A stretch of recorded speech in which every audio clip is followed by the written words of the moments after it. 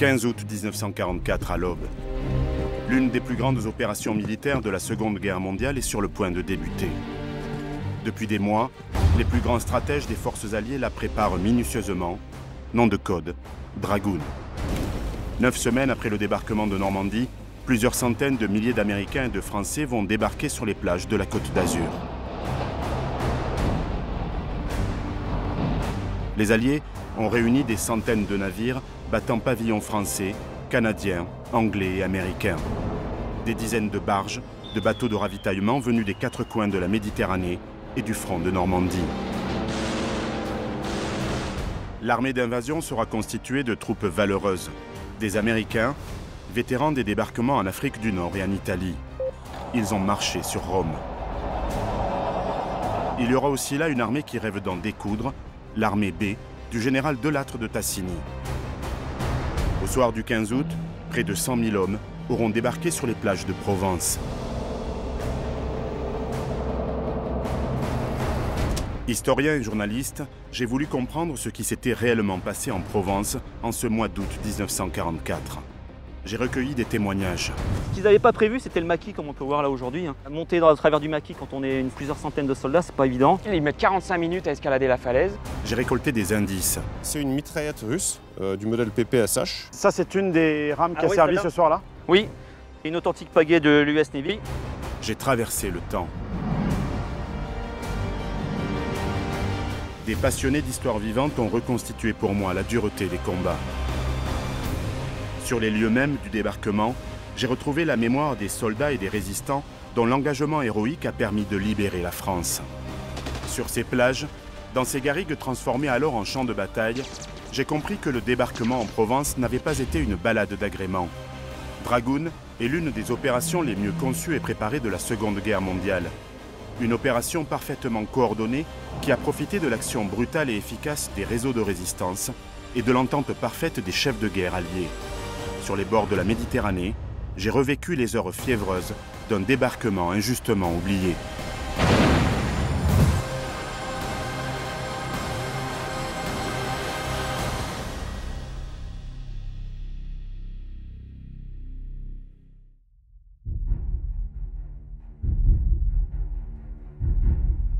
À l'aube du 15 août 1944, un groupe d'hommes accoste sur les côtes de Provence.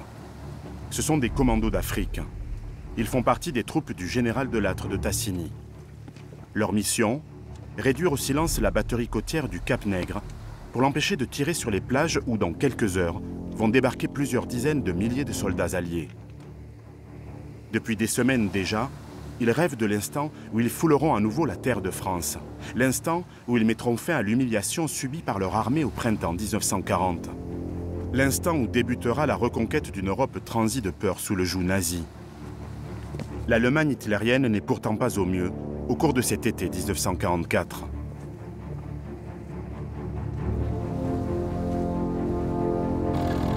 L'armée allemande est sous le coup de violents assauts des forces alliées. Les coups portés sont rudes pour la Wehrmacht, engagée simultanément sur 3 fronts. Au sud, les Alliés ont débarqué en Afrique du Nord au mois de novembre 1942, avant de s'emparer de la Sicile, de la Sardaigne puis de la Corse, au mois de juillet et octobre 1943. En janvier 1944, pressés par les Soviétiques et en prévision du débarquement en Normandie, les troupes américaines prennent pied en Italie, à Anzio. À l'ouest, le 6 juin 1944, c'est l'opération Overlord. Les Alliés foulent les plages de Normandie, débutant ainsi la campagne pour libérer l'Europe. À l'est, 16 jours plus tard, le 22 juin 1944, les Soviétiques lancent l'opération Bagration pour libérer la Biélorussie. Les lignes allemandes sont éventrées. Même s'ils percent en Normandie, les Alliés savent que la route vers le cœur du Reich sera longue et qu'il faudra surtout maintenir la ligne logistique pour faire suivre le ravitaillement en hommes, en victuailles, en munitions et surtout en carburant. Tous les jours, une division d'infanterie absorbe 300 à 400 tonnes de matériel.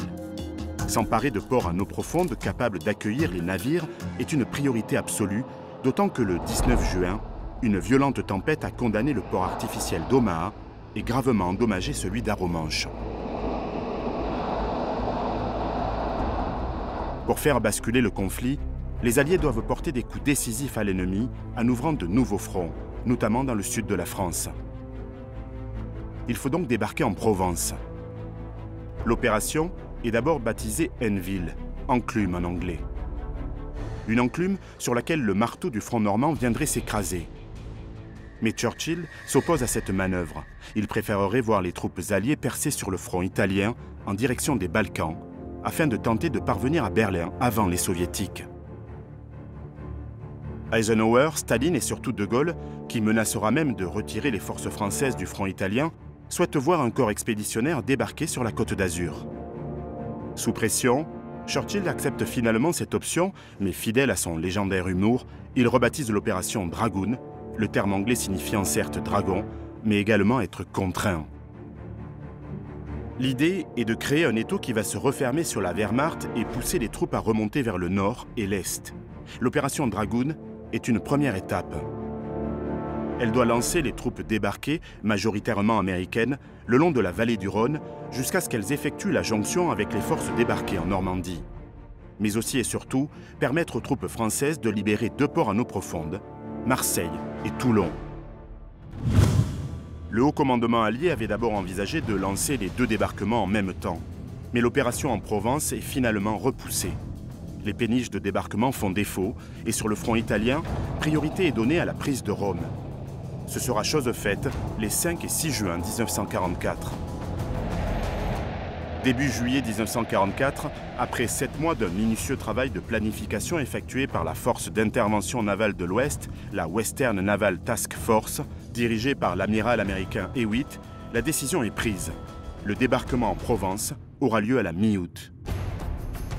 Cette opération permettra d'engager les forces françaises libres et l'armée d'Afrique, stationnée en Afrique du Nord. Mais où débarquer exactement et comment l'ennemi s'est-il retranché dans la région?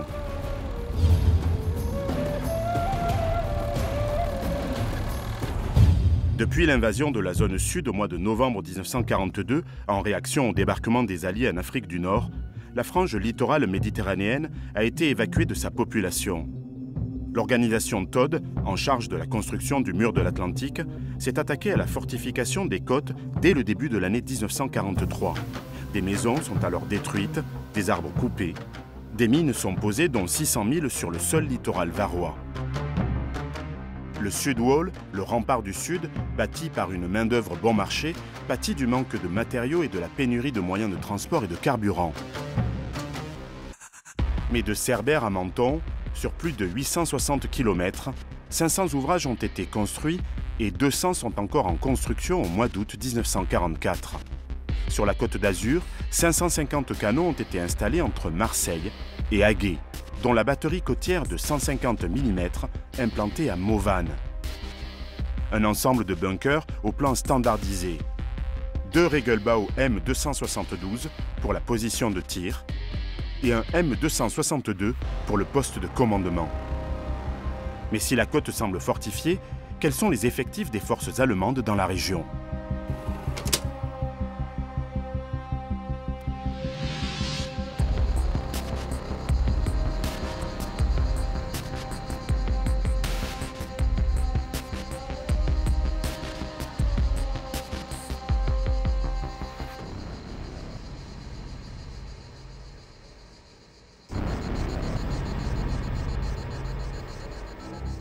Jean-Loup Gassin consacre depuis l'adolescence son temps libre à sa passion pour l'histoire de la Seconde Guerre mondiale et plus précisément pour le débarquement de Provence. Bonjour Jean-Loup. Bonjour. Ravi de faire ta connaissance. Pareil. Est-ce qu'on connaît la nature et les effectifs des forces allemandes qui sont stationnées ici en Provence à la veille du débarquement? Sur le pourtour méditerranéen, là, donc la côte française, il y a la 19e armée qui est en place avec, on dit communément, à peu près 80 000 hommes. Et puis sur les plages de débarquement même, il y a 3 divisions, donc la 148e, la 242e et la 244e. Et ça, c'est des unités en fait de réserve dans lesquelles il y a à peu près 5 000 à 10 000 hommes. Et puis ces unités par exemple la 148e division, c'est une unité composée de soldats, en fait, pour beaucoup qui sont polonais, qui ne parlent pas forcément allemand. Donc en fait, ces unités de réserve, elles sont composées en fait, de soldats qui sont en train de faire leur entraînement de base ici en France. D'accord. Et tous ces soldats donc, polonais-allemands, ils sont encadrés par contre par des sous-officiers, des officiers, qui en général sont dans l'armée depuis longtemps, qui ont déjà combattu sur le front de l'Est, qui ont reçu des médailles et puis qui souvent ont été blessés et sont considérés comme inaptes pour retourner en Russie. Donc on les envoie ici pour qu'ils transmettent leur expérience, leur savoir aux nouvelles recrues en fait. Donc ce sont des troupes qui finalement sont assez hétéroclites avec des origines diverses. Elles sont très hétéroclites. J'ai emmené des photos justement pour illustrer concrètement ce côté hétéroclite. Là donc vous avez un soldat allemand qui a été tué à Villeneuve-Loubet justement. Et ici il porte un uniforme de l'armée tchécoslovaque. Donc c'est pris avant la guerre. Donc lui était tchèque. C'était un Allemand de Tchécoslovaquie. Et sur la photo d'après on le voit donc en 1944. Où là maintenant il n'a plus un uniforme tchèque, il a un uniforme allemand. Et puis on voit il a reçu des médailles. Donc visiblement il avait une certaine motivation. Voilà. Et puis il y a un deuxième cas aussi. Donc un soldat qui a été tué à Cannes suite au débarquement. Un uniforme polonais, là. Voilà, exactement, en uniforme polonais, donc avant la guerre. Et puis on revoit le même en uniforme allemand, donc en 1944. Donc des gens qui faisaient partie d'armées ennemies de l'Allemagne se retrouvent dans l'armée allemande. Et donc ça, c'est des Polonais, des Tchèques. Mais il y a encore, entre guillemets, pire. Dans cette 148e division, il y a un Ostbataillon. Alors un Ostbataillon, c'est ce qu'ils appellent des unités de l'Est. Là, c'est le Ostbataillon 661. Il est composé de prisonniers russes. Ils ont été capturés dans le secteur de Leningrad. Ils étaient dans un camp de prisonniers. Et un jour, les Allemands viennent, ils cherchent tous les hommes grands et forts, ils les prennent, ils les recrutent. D'abord, ils sont en Russie, mais bien sûr, tous les soldats désertent. Donc, on les emmène loin de la Russie, on les met avec un uniforme allemand, dans le secteur entre Cannes et Hagué. Et ils se retrouvent là, le matin du débarquement. Et là aussi, j'ai un autre exemple très concret, c'est aussi trouvé dans les Stérel. C'est cette... Bon, malheureusement, c'est en très mauvais état, mais c'est une mitraillette russe du modèle PPSH qui a été retrouvée, donc, comme on voit, dans un arbre dans les années 70. Qu'un des soldats avait certainement ramené depuis le front russe jusque-là. Voilà, évidemment, ça ne venait pas d'Amérique, hein, c'est une mitraillette russe. Ils avaient ramené donc une mitraillette russe avec eux en Provence. Et le jour du débarquement, certains étaient donc armés carrément avec des armes russes.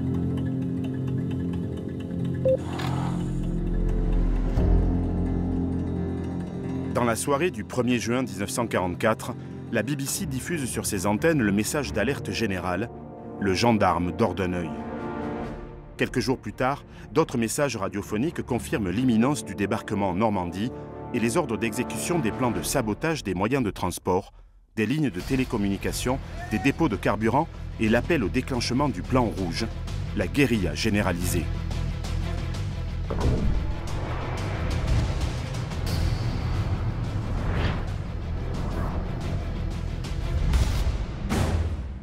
Au cours de ce mois de juin 1944, la plupart des organisations de la résistance doivent alors gérer un afflux croissant de volontaires qui montent au maquis, en bousculant quelque peu les stratégies établies.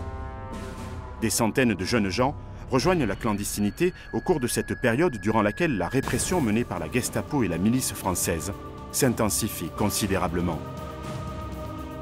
Dès le 11 juin, 13 résistants, dont 5 lycéens niçois, sont fusillés à Saint-Julien-du-Verdon. Au mois de juillet, 29 hommes, dont des cadres de première importance, sont exécutés. 9 de plus périront le 12 août, 3 jours seulement avant le débarquement en Provence, auquel tous les maquisards rêvent depuis des semaines. Mais cette répression sauvage n'empêche pas la poursuite des opérations. Les actions de renseignement, les sabotages et les attentats se multiplient. Les résistants connaissent extrêmement bien leur terrain. Ils vont fournir de précieuses informations aux services de renseignements alliés. Ils vont également couper les voies de communication, ciblant particulièrement les ponts et les voies de chemin de fer.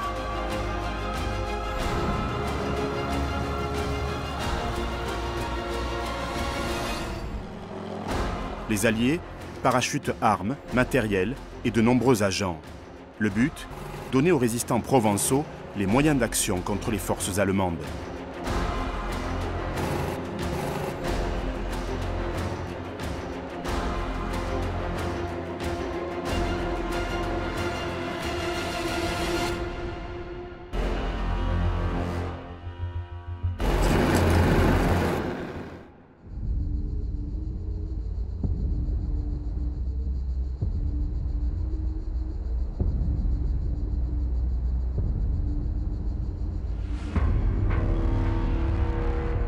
Jean-Loup, est-ce que les Allemands s'attendent à un débarquement allié en Provence?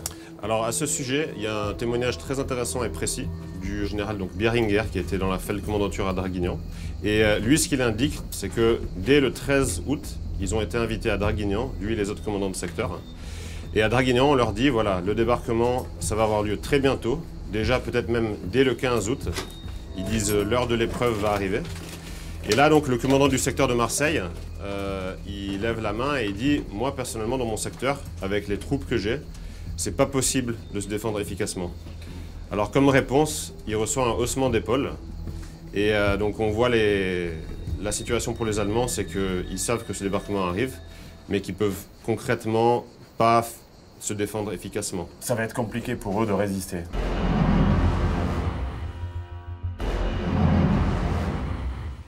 La préparation du débarquement en Provence a demandé des mois d'efforts. L'opération militaire a été préparée dans le plus grand secret. L'ensemble des défenses allemandes a été soigneusement localisé. Depuis l'Italie et la Corse, libérées en 1943, les pilotes alliés ont multiplié les missions de reconnaissance au-dessus de la vallée du Rhône et tout le long de la côte méditerranéenne entre Perpignan et Vintimille. Les pilotes multiplient les allers-retours à des cadences infernales en ce début d'été 1944. Pour ne pas être repérés, les avions volent à très basse altitude et à vitesse réduite.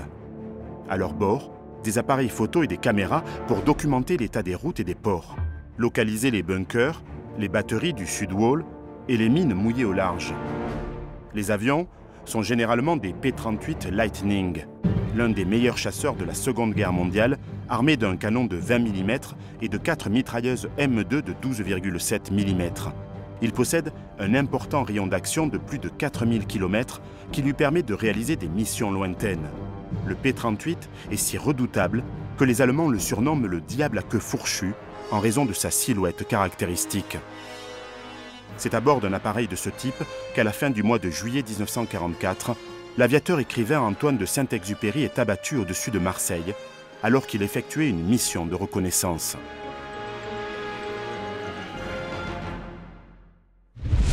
Grâce aux photos récoltées par les pilotes et aux renseignements fournis par la résistance, l'état-major allié est en mesure d'établir son plan d'action en évitant soigneusement les points forts allemands, en se mettant hors de portée des batteries côtières les plus puissantes et pour accéder le plus rapidement possible à la route nationale numéro 7, axe majeur pour rejoindre la vallée du Rhône. À la fin du mois d'avril 1944, le commandement suprême allié possède les grandes lignes de la partie maritime de l'opération. L'ordre de mission de la Western Task Force est clair. Établir solidement la force de débarquement sur le littoral méditerranéen français en des dispositions favorables à la prise de Toulon, Marseille, Lyon et Vichy. Et à approvisionner les forces aussi longtemps que durera le ravitaillement sur les plages. C'est la 7e armée américaine du général Patch qui aura la mission de débarquer en Provence. 3 divisions du 6e corps américain du général Truscott seront les premières à monter à l'assaut des plages le 15 août. Une division aéroportée, commandée par le général américain Frederick, sera larguée à l'intérieur des terres. Le lendemain, 16 août, 3 nouvelles divisions françaises de l'armée B, commandées par le général Delattre de Tassigny, débarqueront à leur tour. Constituée en juillet 1943 par la fusion d'éléments venus des forces françaises libres avec ceux de l'armée d'Afrique, l'armée B réunit donc des éléments hétéroclites. Le 2 juillet 1944, les chefs d'état-major combinés adressent au général Wilson, commandant en chef du théâtre méditerranéen, une directive lui confirmant de lancer l'opération. Le plan d'attaque est divisé en plusieurs phases. Dans la nuit du 15 août, afin de sécuriser les flancs du débarquement, le groupe naval d'assaut français prendra pied au nord, force Rosie. Les commandos d'Afrique aborderont au sud, de part et d'autre du Cap Nègre, force Roméo. Les commandos américano-canadiens du 1er Special Service Force, force Sitka, auront pris soin de neutraliser les batteries de Port-Cros et du Levant. Et 9000 parachutistes auront sauté dans le secteur du Muy, Fayence et Saint-Tropez. À 8 heures, les troupes américaines du 6e corps devront débarquer sur 7 points de la côte. Elles devront atteindre une ligne virtuelle, la Blue Line, pour créer une tête de pont de 25 km de profondeur. Le 16 août, ce sera le tour des troupes françaises, la Garde aux Forces, de débarquer. Parallèlement, la force d'intervention navale de l'Ouest, dirigée par l'amiral Hewitt, a été considérablement renforcée. Après le succès du débarquement en Normandie, 3 cuirassés américains ont rejoint la Méditerranée. Le Nevada, endommagé lors de l'attaque japonaise sur Pearl Harbor, puis remis en état, l'Arkansas et le Texas. Un cuirassé armé de 10 canons de 356 mm, 21 canons de 127 mm et de 4 tubes lance-torpilles de 533 mm. Le Texas est doté de 14 chaudières développant une puissance de 28 000 chevaux pour une vitesse de croisière de 21 nœuds, soit 38 km/h.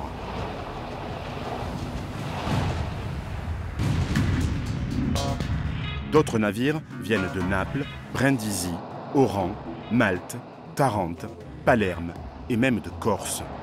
En tout, les Alliés peuvent compter sur 881 bâtiments de combat américains, britanniques, mais également 34 navires français répartis en plusieurs task force, des forces d'intervention. La Task Force 80 avec le navire de commandement, les escorteurs, les navires auxiliaires. Les Task Force 84, 85 et 87 organisées en vue de la mise à terre des forces Alpha, Delta et Camel. La Task Force 86 composée d'un groupe d'appui naval dont le cuirassé français Lorraine, d'un groupe de transport et des commandos d'Afrique. La Task Force 88 avec les 9 porte-avions d'escorte, 2 britanniques et 7 américains. Ces porte-avions de petite taille ont été fabriqués en début de guerre dans l'urgence, sur la base de navires marchands, cargos ou pétroliers transformés. Ils transportent un maximum de 16 avions. Des Supermarine Seafire, la version aéronavale du Spitfire, l'un des chasseurs les plus célèbres et les plus mythiques de la Seconde Guerre mondiale, équipé d'un moteur Packard Merlin 266, développant plus de 1700 chevaux pour une vitesse maximale de 645 km/h. Le Supermarine est armé de 2 canons de 20 mm, de 4 mitrailleuses de 7,5 mm, de 2 bombes ou de 10 roquettes de 127 mm. Et des chasseurs Wildcat équipés d'un moteur Pratt & Whitney de 1200 chevaux pour une vitesse maximale de plus de 540 km/h et armés de 6 mitrailleuses Browning M2 de 12,7 mm et de 91 kg de bombes. Aux navires de combat et de ravitaillement s'ajoutent 1370 barges de débarquement pour les troupes et les véhicules. En tout, ce ne sont pas moins de 2200 bâtiments qui doivent se retrouver au large des côtes de Provence. Un vrai casse-tête à réunir et à déplacer en Méditerranée. La région de Naples-Salerne constitue la zone principale de formation des convois d'assaut. Tarente et Brindisi seront les ports d'embarquement des divisions françaises et à Oran s'embarqueront les 2 Combat Command de la 1re division blindée. Les commandos partiront de Corse. Les bâtiments de guerre rallieront entre le 1er et le 10 août leur base de départ. Malte pour les porte-avions et la force Alpha, Palerme pour la force Camel, Tarente pour la force Delta, puis ils se dirigeront vers les côtes de France. Les itinéraires des convois répondent à différentes contraintes. L'accès aux zones de débarquement doit avoir lieu de nuit. Les itinéraires doivent bénéficier du maximum de couverture aérienne. Enfin, en cas de repérage par les Allemands, les routes maritimes suivies doivent les laisser dans l'incertitude sur la zone précise du débarquement. Tout a été prévu. Chaque détail a été abordé. Les Alliés ont eu le temps de fignoler la préparation de l'opération. Entre le 31 juillet et le 6 août 1944, de nombreuses répétitions sur un littoral semblable à celui de la Provence, en Afrique du Nord, en Sicile et en Italie, ont été effectuées à bord de chalands et de bâtiments prévus pour l'assaut. Les troupes sont entraînées.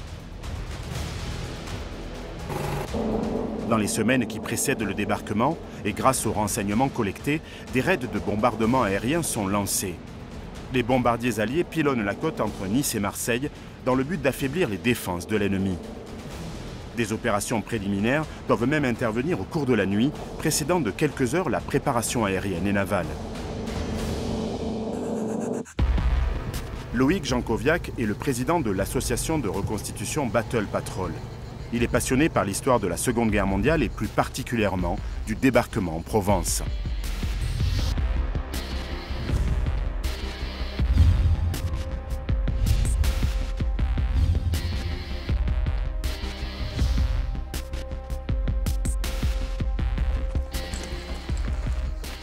Bonjour Loïc. Salut Serge. Enchanté. De même.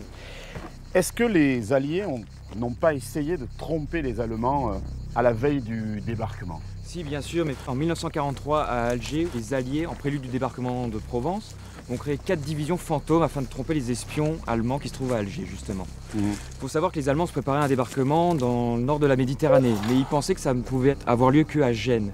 Donc ils ont massé des troupes allemandes dans la ville de Gênes en Italie. Et à la veille du 15 août, est-ce qu'il n'y a pas, comme ça, d'autres opérations de diversion? Si, bien sûr, il y a une opération assez exceptionnelle, c'est à La Ciotat, où ils vont envoyer par parachute des mannequins, 300 mannequins, qui sont chargés d'exploser lorsqu'ils entrent en contact avec le sol. Et avec cela, ils vont envoyer des bandes métalliques pour justement amplifier cette force de faux parachutistes. En fait, ces bandes métalliques-là viennent sur les radars Voilà, allemands. exactement. C'est pour tromper les radars, pour vraiment amplifier la force de débarquement qui, normalement, apparemment se situe pour les Allemands à La Ciotat, mais finalement, ça n'ira pas lieu ici. Et est-ce que tout ça a fonctionné? Oui, ça a fonctionné, mais si cette opération de diversion n'avait pas marché, ça n'aurait pas empêché le bon déroulement du débarquement de Provence et sa réussite. Dans un premier temps, la flotte alliée se dirige sur Gênes. Le 13 août, les avions de reconnaissance de la Luftwaffe la détectent. Mais l'état-major allemand est persuadé que leurs ennemis vont attaquer le port italien. Ils se trompent. Le 14 août au soir, Radio Londres diffuse 12 messages codés à destination de la résistance. Les plus connus sont « Nancy a le torticolis » ou bien encore « Le premier accroc coûte 200 francs ». Le tout dernier, « Le chef est affamé », annonce le lancement de l'opération Dragoon, le débarquement sur les côtes provençales. C'est le moment que les réseaux de résistance attendaient. À 22 h, les forces d'assaut sont en vue des côtes de France. La ponctualité des convois est alors absolument remarquable. À bord du HMS Kimberley, l'amiral Cunningham, commandant en chef des forces navales alliées en Méditerranée, envoie à l'amiral Hewitt le message suivant. Tous les convois sont passés au moment prévu. Une opération si bien organisée ne peut qu'être couronnée de succès. Pourtant, tout va très mal commencer.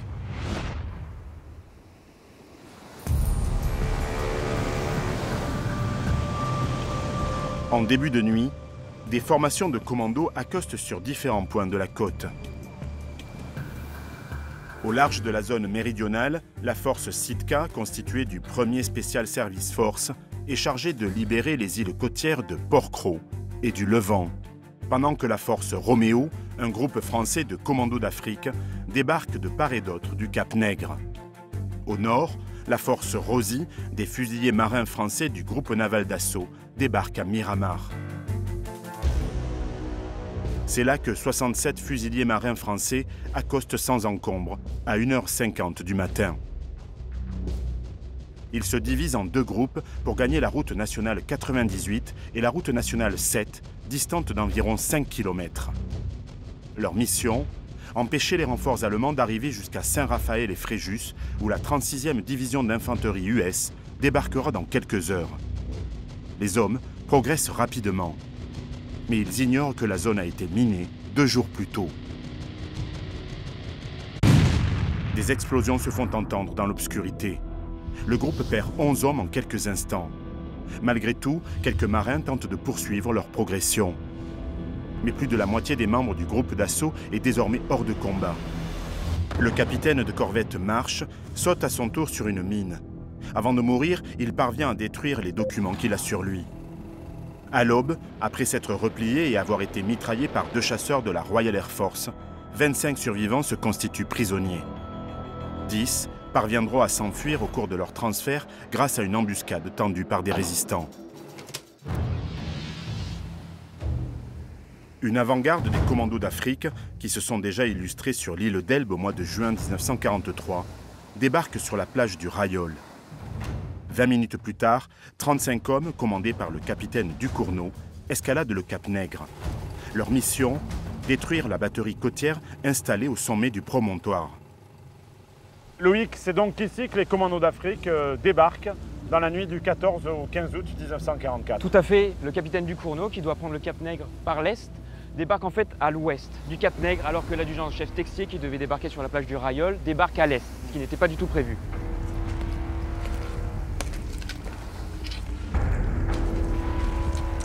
Grâce à la diversion de Texier, Ducournau escalade les 80 mètres de falaise. La progression était très difficile, ils mettent 45 minutes à escalader la falaise. Texier est tué lors de l'ascension à l'est du Cap Nègre par une grenade allemande. Ducournau arrive en haut.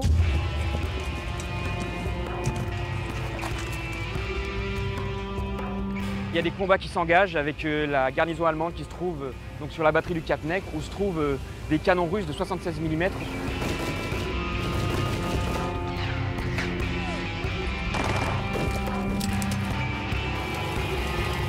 Ils vont détruire les canons et la batterie est prise en 1 heure. D'accord. À 2 h du matin, les combats cessent. Ça veut dire que ces commandos d'Afrique, finalement, cette nuit-là, dans des conditions compliquées, parce que c'est la nuit, et ensuite ils ne vont pas débarquer visiblement Absolument. aux endroits où Oui, ils devaient être. Tout à fait, absolument. Ils remplissent quand même leur mission. Ils remplissent leur mission, oui, avec quelques pertes néanmoins. Texier est le premier mort du débarquement de Provence.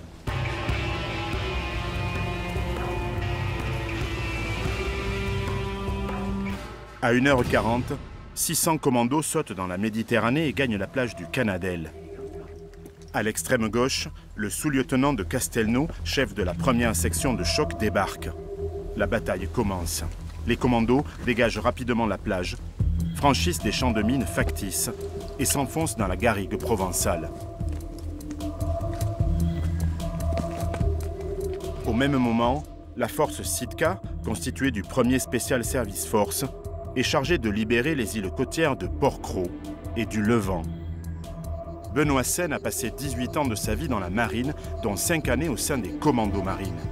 Il s'est passionné pour les forces spéciales et leur contribution au débarquement de Provence.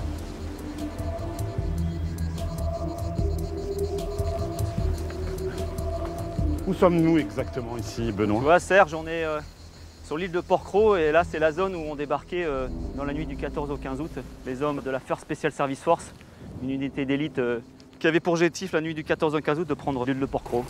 Pour quelle raison l'île avait une importance stratégique particulière? Oui, parce que c'était important d'organiser une opération commando sur l'île de Port-Cros ici où nous sommes et l'île du Levant à côté, car c'était les îles les plus à l'ouest de la zone de débarquement pour l'opération Dragoon. Les Alliés avaient comme information qu'il y avait des canons susceptibles de pouvoir attaquer la flotte de débarquement sur les îles du Levant et l'île de Port-Cros. Et c'est pour ça qu'ils ont décidé d'envoyer des hommes aguerris et une troupe d'élite de commandos. C'était l'unité de la First Special Service Force qui est arrivée ici dans la nuit du 14 au 15 août en canot pneumatique. À partir de bateaux, ils avaient été traînés par des chalands de débarquement, mais à un peu plus d'1 kilomètre de la côte. Ils sont venus à la rame pour débarquer là où nous sommes aujourd'hui. Ça c'est une des rames qui a oui, servi celle-là. ce soir-là? Oui, une authentique pagaie de l'US Navy qui a été abandonnée sur l'île par les commandos de la First Special Service Force dans la nuit du 14 au 15 août. Ouais. Quel était le profil de ces hommes-là qui débarquent cette nuit-là? C'était une unité créée en 1942 par les Américains et qui avait décidé dès le début qu'elle soit mi-canadienne et mi-américaine. Ils s'étaient dit que c'était quelque chose d'important d'allier les deux. Ils avaient recruté des hommes aguerris du nord des États-Unis, du Canada, des hommes assez rudes, trappeurs ou autres, bûcherons, etc., capables de vivre les zones froides, la neige, en montagne, etc. Ils s'entraînaient pendant presque 1 an aux États-Unis. Là, ça fait presque 9 mois que les hommes combattent en Italie. D'accord. Libération de Rome, en juin, Anzio, etc. Donc, ceux qui arrivent ici, les commandos, c'est des hommes aguerris qui sont parfaitement entraînés. Et comment ça se passe ce soir-là? Alors ce soir-là, il faut savoir, il faisait nuit bien sûr, ils sont arrivés ici vers 1 h du matin, la nuit du 14 au 15. Et donc ils sont arrivés ici à 700 dans la nuit, en parfaite furtivité, surtout pas se faire repérer par les Allemands. Les Allemands étaient comme dans tous les forts de l'île de Port-Cros. Ce qu'ils n'avaient pas prévu, c'était le maquis, comme on peut voir là aujourd'hui. Monter dans le travers du maquis quand on est plusieurs centaines de soldats, c'est pas évident, surtout si on veut le faire en discrétion. Ouais. Les sangles de sacs s'accrochaient aux branches, etc., les armes, etc. Mais bon, malgré tout, ils ont réussi à marcher à 4 pattes et tout. Et ils ont monté jusqu'en haut, il leur a fallu 2 ou 3 heures à escalader la falaise avec tout leur matériel. Quelles sont les forces allemandes qui sont implantées sur l'île de Port-Cros? Alors, Port-Cros était défendu par 150 hommes à peu près. Ils ont renforcé et réhabilité quand même la plupart des forts. Et donc ça va être un petit problème par la suite quand les Allemands vont commencer à se réveiller. Ça veut dire que bon, la première partie de la progression finalement est assez tranquille, oui. Mais après les combats vont commencer. Exactement. Tu verras, je pourrais t'amener des endroits, il y a encore des stigmates des combats encore assez visibles sur l'île. Ouais. Bah écoute, moi je demande que ça. Hein. Ouais. Allez, on y va. On balade.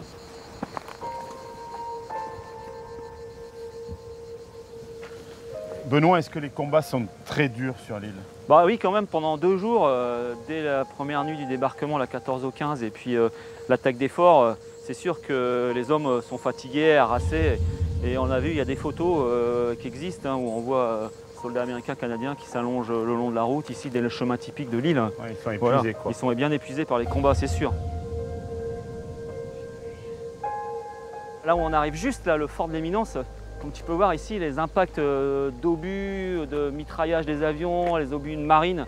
Là, tu as encore tous les stigmates sur le fort de l'Éminence qui s'est rendu, le dernier fort de l'île qui s'est rendu le 17 août. Ça date vraiment de 1944. Oui, là, c'est vraiment les traces des stigmates des combats, ici, un peu plus loin. Enfin, si tu longes le mur du fort de l'Éminence, de ce côté-ci, mais aussi de l'autre côté, tu auras tout le temps la même chose. Et puis même, d'ailleurs, je vais te montrer une petite boîte à trésors. J'ai une photo que j'ai eue avec le fils d'un vétéran qui s'appelait Schauber, où ici, on voit, c'est exactement le même endroit. Ah, elle s'est posée là. Les impacts sur les murs sont exactement les mêmes ici et là-haut, comme tu peux remarquer. Une photo qui a dû être prise dans l'après-midi du 17 août. Il y a eu beaucoup de morts sur l'île? Sur l'île, au total, entre les soldats canadiens et américains qui composaient l'unité, on a eu à déplorer 9 tués. C'est quand même des pertes assez importantes. Hein. Sur 2 jours et demi de combat, 9 tués. Et puis d'ailleurs, je vais te montrer une autre relique que j'ai. C'est un signe de l'unité. Et cet insigne appartenait au sergent Harry, qui est mort le soir du 16 août au fort de l'Estissac. Il a été tué pendant les combats. Mais de quel armement disposaient ces hommes pour monter à l'assaut de forts aussi puissants? Dans l'unité, ce qu'il y avait de particulier, ils avaient un fusil mitrailleur Johnson qui était originaire de l'US Marine Corps, qu'ils avaient trouvé bien, donc ils l'avaient adopté. Et puis surtout, en armes, ils avaient le bazooka, une arme anti-char, mais qui permet aussi de détruire des portes de forts, des murs. Et c'était l'arme la plus lourde qu'ils avaient pour attaquer les forts. Le bazooka est l'arme de prédilection des forces commandos américaines. C'est une arme anti-char. Son poids réduit, moins de 6 kg, et son faible coût de production en font une des armes emblématiques de la Seconde Guerre mondiale. Il doit son nom à sa ressemblance à un basson, instrument de jazz populaire dans les années 30. Quelques heures avant le débarquement, la situation se présente de façon favorable. Le commandement allemand est dans l'incertitude. L'alerte va être donnée tardivement et les renforts vont avoir beaucoup de mal à se diriger vers les zones menacées car le plan conçu par les Alliés a tout prévu. Les parachutistes ont sauté dans la nuit à l'intérieur des terres. L'opération aéroportée préliminaire à l'assaut terrestre a été soigneusement préparée. La mission, nom de code Rugby, est confiée à la First Airborne Task Force, réunissant depuis le mois de juillet 1944 des paras américains et britanniques sous les ordres du major général Robert Frederick. Le jour J, entre 4h et 5h30 du matin, 270 C-47 larguent 2 groupes de combat et une brigade de parachutistes britanniques entre les Arcs et le Muy. Après qu'une première vague de 35 planeurs ait rebroussé chemin à cause du brouillard, à 9h26, une deuxième vague de 33 planeurs parvient à atterrir. En début de soirée, vers 18h, 600 avions et planeurs acheminent le complément d'infanterie, des canons anti-chars et des jeeps. Le château de Walburgès, non loin du Muy, était le point de ralliement d'une partie des parachutistes américains. Son propriétaire de l'époque, James Stevens, témoigne. À 2 h du matin, nous sommes réveillés par des bruits d'avions qui passent assez bas. Nous n'y prenons d'abord pas garde, étant habitués à entendre passer la nuit les avions ravitailleurs de l'armée secrète. Mais les vagues se succèdent sans interruption pendant 3 heures. Et comme les avions sont bas, nous comprenons que la partie est engagée. Loïc, quelles sont les unités qui ont été rassemblées pour être aéroportées ici? Alors déjà, il faut remonter en prévision du débarquement, donc au printemps 1944, où on n'a que 2 bataillons de parachutistes qui sont censés sauter en Provence. Donc il n'y a pas assez d'unités aéroportées, donc on va en amener à partir de mai 1944 ici. On va piocher des unités à droite à gauche, des bataillons, des compagnies qui existent déjà, mais qui n'ont jamais volé en planeur ni pris l'avion. Des bataillons aéroportés d'artillerie, des unités de mortier, médicales, afin de créer la First Airborne Task Force en juillet 1944. Ça veut dire que c'est une force qui est créée pour le débarquement en Provence. Tout à fait, c'est une force qui est créée pour le débarquement en Provence. Bien sûr, le nombre est limité parce qu'on est limité en planeur, en avion, donc on va rassembler environ 10 000 hommes. Et pourquoi avoir choisi particulièrement cette zone du Muy? On va choisir cette zone du Muy parce que c'est un carrefour routier très important qui relie les plages de Delta et de Camel Beach, là où doivent débarquer les 45e et 36e divisions d'infanterie. Il y a aussi un dépôt de carburant qui se trouve aux 4 chemins entre la Motte et le château Sainte-Roseline. D'accord. Ce carrefour routier est très important aussi car tout autour, malgré les vallons encaissés, on a des plaines comme ici sur la Drop Zone A à Walburgès.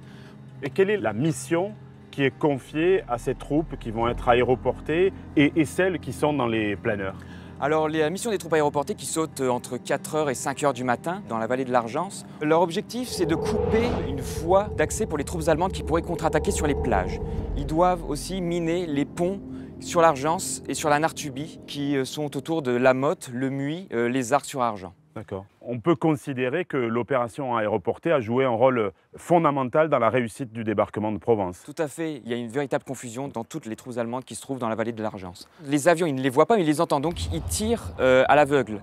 Mais effectivement, les Allemands pensent qu'il y a très peu de parachutistes, mais en fait, il y en a environ 5500 qui sautent cette nuit-là. Donc, succès de l'opération aéroportée. Oui, c'est un succès. À 16h, ce 15 août 1944, l'opération aéroportée se poursuit.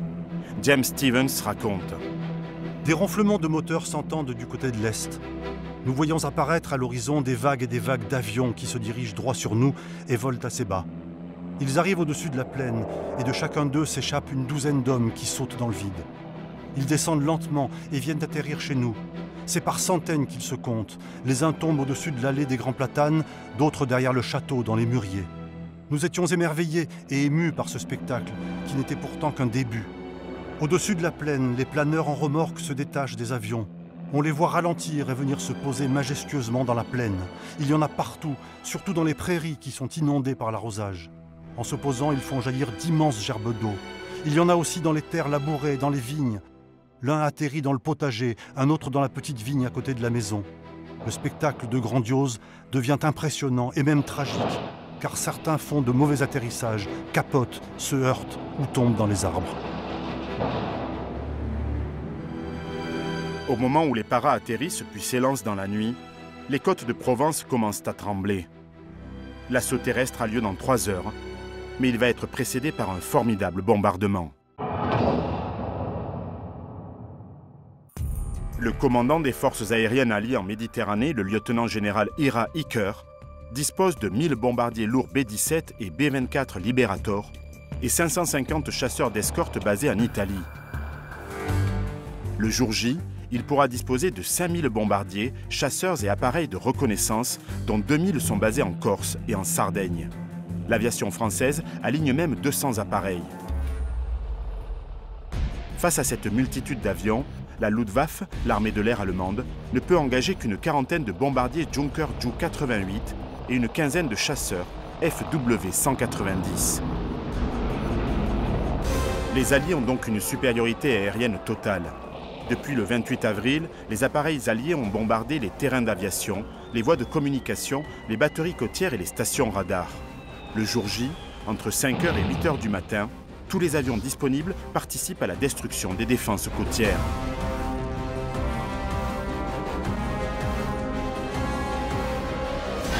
Dans la seule journée du 15 août et la nuit suivante, les appareils de la Task Force 88, embarqués sur les 9 porte-avions d'escorte et ceux mobilisés pour l'occasion, réalisent 1600 sorties et larguent 12 500 tonnes de bombes. Les Allemands sont ébranlés, d'autant que les canons de la flotte d'invasion se sont mis à tonner. À partir de 7 heures, les groupes d'appui naval déversent 16 000 obus d'un calibre égal ou supérieur à 127 mm sur les fortifications côtières qui sont très sérieusement entamées. La deuxième phase du débarquement terrestre va pouvoir commencer. Quelques minutes avant 8 heures, les chalands lance-roquettes déclenchent leurs salves sur les plages pour détruire les réseaux de barbelés et les champs de mines qui auraient pu échapper au bombardement naval et aérien. À 8 heures, les troupes américaines du 6e corps constituant la force Kodak débarquent. Elles sont divisées en 3 forces distinctes. Camel, vers Aguet, Saint-Raphaël et les Issambres. Delta, au centre du dispositif, vers la Nartelle et Sainte-Maxime. Alpha, renforcé par le Combat Command de la 1re division blindée française au sud, vers Pampelonne, la Croix-Valmer et Cavalère.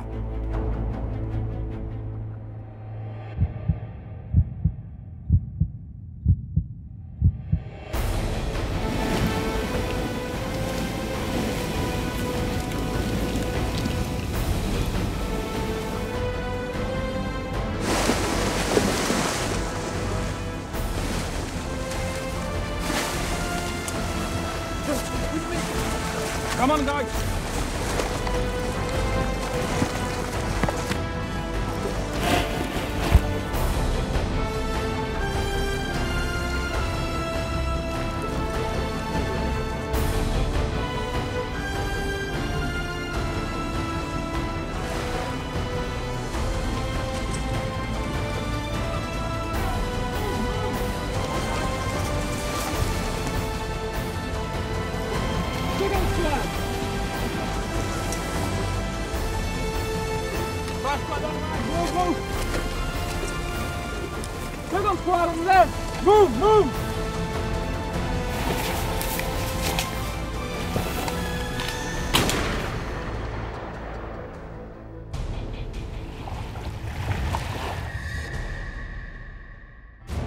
Évoluant en ligne de front, 8 vagues successives de chalands se dirigent vers le rivage.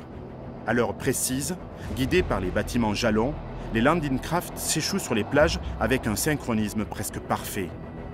À chacune des forces d'assaut est affectée une équipe de 3 officiers et 3 officiers mariniers français pour guider les Américains sur les plages et leur servir ensuite d'agents de liaison. Sur les plages du secteur Alpha débarquent les hommes de la 3e division d'infanterie. Des soldats d'active qui en sont à leur 5e opération amphibie après le Maroc, la Sicile, Salerne et Anzio. 1 heure après le début des opérations, 7 vagues sont à terre. À Cavalère, un fumigène signale à la flotte que les défenses côtières sont neutralisées. À 10h40, le PC de la 3e division est à terre. Grimaud, Cogolin et le Lavandou sont occupés et le contact est pris à Beauvallon avec les éléments de la force Delta qui ont pris pied entre la Nartelle et le Val d'Esquière et ont pris Sainte-Maxime vers 10h. À midi, le PC de la 45e division d'infanterie est à terre, suivi par le 3e régiment qui se rassemble en arrière des plages. Puis des sapeurs débarqués à Pampelonne aménagent un mouillage au fond du golfe de Saint-Tropez. À la nuit, 30 000 hommes et 3 000 véhicules ont été mis à terre par la force Delta. Le débarquement est nettement moins aisé pour une partie de la force Camel.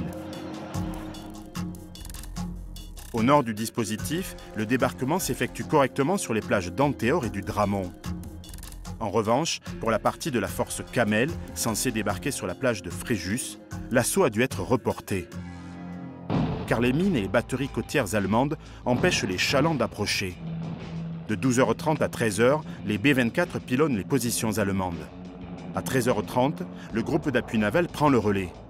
À 14h, l'amiral Lewis décide de retarder l'assaut, puis, devant les résultats incertains de la préparation aérienne et navale, il ordonne de diriger les vagues d'assaut vers la plage du Dramont, où elles prennent pied à 15h30. La plage de Fréjus sera prise à revers dans la nuit. Partout ailleurs, les résultats ont dépassé les espérances des Alliés. Mais où est la Wehrmacht? Si les Allemands ont bien pressenti l'imminence de l'invasion, il leur est cependant impossible, une fois le débarquement effectué et faute d'informations en temps réel ou de réserves disponibles, de réagir efficacement contre l'avance alliée. Le général Wiese, qui se trouve à Avignon, n'est pas informé en temps réel. Il n'a la confirmation du débarquement sur la côte que 2 heures après leur hache, parce que le QG du corps d'armée à Draguignan a été investi par les résistants et les parachutistes. À Avignon même, la situation est tout aussi désastreuse, puisqu'après 8 heures, les liaisons téléphoniques avec l'armée groupe G à Toulouse sont interrompues à cause des sabotages effectués par la résistance. La maîtrise aérienne des Alliés est telle que la Luftwaffe est impuissante. Ces interventions se limitant à 2 attaques des plages par quelques bombardiers et à la sortie de 2 chasseurs Focke-Wulf 190. Pire encore, les résistants comme les francs-tireurs partisans de Mons ont détruit certains radars comme celui de Fayence. Les Allemands sont aveugles, sourds, littéralement paralysés. Difficile dans ces conditions de riposter correctement. Au soir du 15 août, 94 000 hommes et 11 000 véhicules ont été débarqués. 320 soldats alliés ont été tués. Les objectifs sont largement atteints et les 2 jours suivants, la progression des forces de libération est fulgurante. 2 têtes de pont sont assurées de part et d'autre de Fréjus. L'une couvre le massif de l'Estérel, l'autre enjambe le massif des Morts. Le 16, Fréjus tombe. Les résistants libèrent seuls Draguignan. La progression se poursuit. Le 17, l'île de Port-Cros est enfin libérée. Le même jour, la Blue Line, la ligne bleue, est atteinte et dépassée partout avec le concours des Français de l'armée B, débarqués la veille. Le lendemain du débarquement, 16 août, à 20h, le gros de l'armée B française menée par Delattre de Tassigny accoste enfin. La 1re division française libre a l'honneur de débarquer en premier à Cavalère. La 3e division d'infanterie algérienne à La Fou.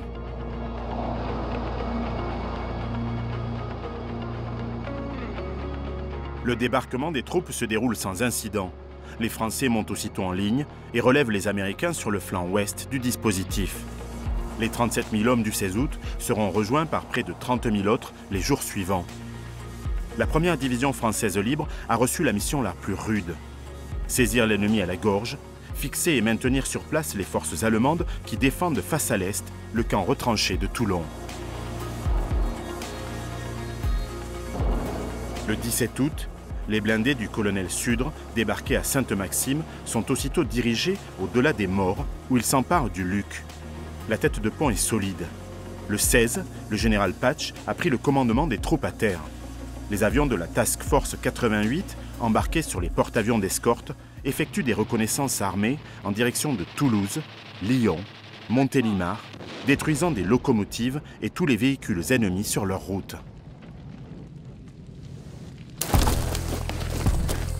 Le 18 août, vers 15 h, les commandos d'Afrique s'illustrent à nouveau.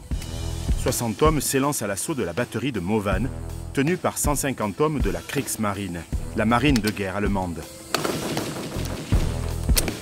Les combats sont rudes. Le groupe du capitaine Ducournau s'empare des 2 premières casemates, les 2 autres résistent.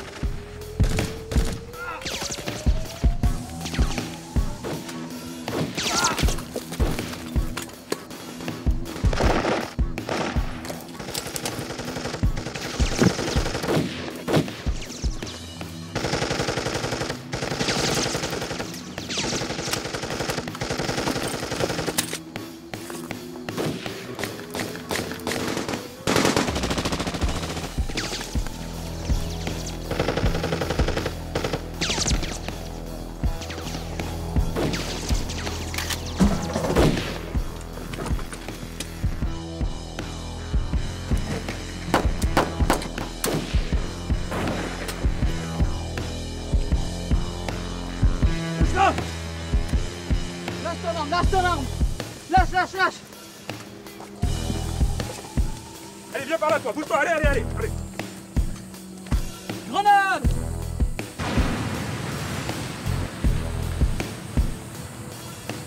Les combats s'achèvent au corps à corps. En fin d'après-midi, tout est fini. Les Français ont fait 100 prisonniers et ils ont perdu 15 hommes. Ils n'ont pas fini de perdre des compagnons. À quelques kilomètres de la batterie de Mauvanne, les soldats de la première division française libre s'emparent du Golf Hotel de Hyères où ils tuent une centaine d'Allemands. Les Français le savent, cette nouvelle bataille va être rude. Certes, le 19 août, Adolf Hitler donne l'ordre général de repli. Les troupes de la Wehrmacht refluent vers le nord. Mais les garnisons de Toulon et Marseille reçoivent l'ordre de tenir bon, à n'importe quel prix. Il faut empêcher les Alliés de s'emparer des 2 ports en eau profonde. Le Führer connaît l'importance stratégique de ces 2 villes, premier jalon des voies de ravitaillement de ses ennemis. Mais c'est sans compter sur la vaillance des troupes françaises de l'armée B et des résistants français qui ont reçu la mission de libérer ces 2 cités. Une autre bataille débute, la bataille de Provence. La Seconde Guerre mondiale, elle, est loin d'être terminée.